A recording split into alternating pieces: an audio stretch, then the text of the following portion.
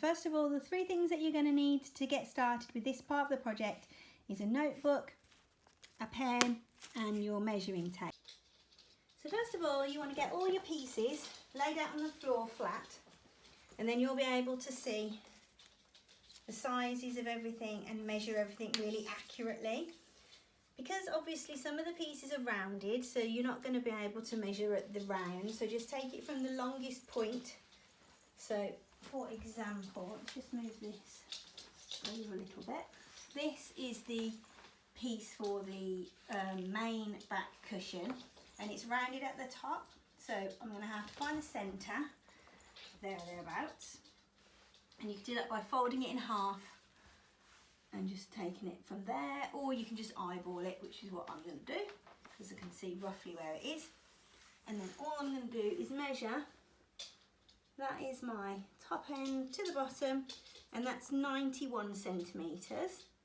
And then I'm going to add on about 4 centimetres just for the seam allowance, which was actually folded under when I measured it. So that's going to make that 95 centimetres down.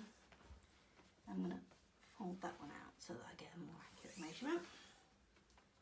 By 77, I'm just going to add 2 to that, so it's 95 by 79. So we'll write that one down as that. And then we'll need 2 of those.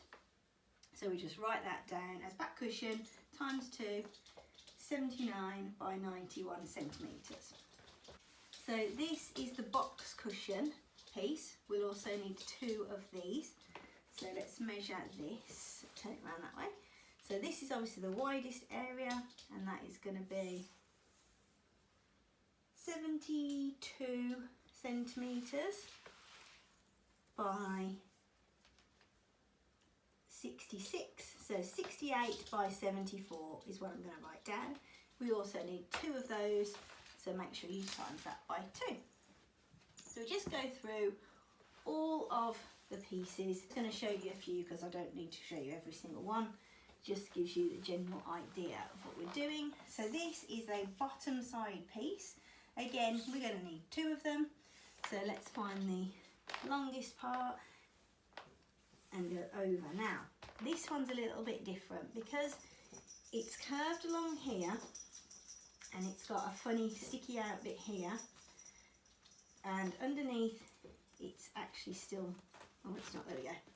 So we can pull that out, so we know that we're going to have to make a cut there and it's going to fit around the woodwork of the chair somehow. So let's go for the longest part, which is there, and then we're going to have to sort of do it into thin air a little bit. We got to there, and that's 86 centimetres, and then that goes from there down to the bottom. If we say 86 by 40 for that one, that will work. This has got a bit of piping on it here as well, so we'll need to measure for the piping afterwards. So that's how you measure your template. So I've written down all of my measurements in my notebook. This all does make sense to me, so hopefully yours will make sense to you. Each piece all written down, a couple of little drawings as well to help me along the way. The next step is to find a fabric that you like. I chose this one online and got some samples sent to me. This fabric actually comes in 4 different colours. I chose this one, I think it's called Nickel. It also came in 3 other different greys and a blue. It's a good idea to get some samples, get an idea of how thick it is and that sort of thing, and just make sure now that you know how wide the strip of fabric is. Okay, so now that we've got all our template pieces and we know all of our sizes, what we're going to do is draw it onto a piece of paper. So each piece is on this, and my blue box measures 1.5 metres across the top because that is the width of my roll of fabric. So I know that all my pieces are going to fit onto there, and that's how I'm going to cut them out when I come to it. So I've got them all on here now. They're all adding up to 4.65 metres, 465 centimetres. I'm just adding 1 metre for mistakes, just generally people add a metre. You might want to add more or less, it's entirely up to you depending on whether you think you've measured it correctly or not. So my total is 5.65 metres. Most places want you to order either by the half metre or the full metre. So I just rounded mine up and I ordered 6 metres for each one of my chairs.